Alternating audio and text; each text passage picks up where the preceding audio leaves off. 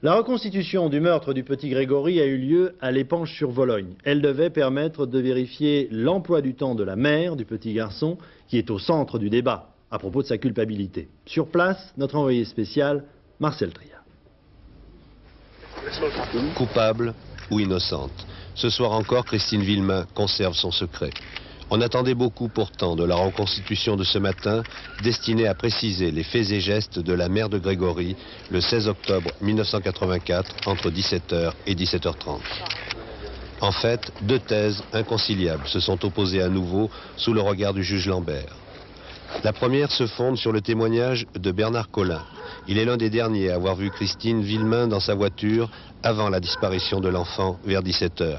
Lorsqu'il est revenu de sa promenade quotidienne au moment où Christine partait à la recherche de son fils, il était, d'après le minutage effectué ce matin, 17h33. Pour Madame Claudon, au contraire, il était environ 17h20. Elle remontait avec ses vaches devant la maison des Villemain. Deux affirmations fragiles comme tous les témoignages humains. Une contradiction pourtant capitale pour Christine Villemain. Dans le premier cas, elle ne dispose pas du temps matériel nécessaire pour commettre le crime qui lui est reproché. Dans le second cas, sa culpabilité devient possible. Les vérifications d'aujourd'hui n'auront pas suffi pour trancher.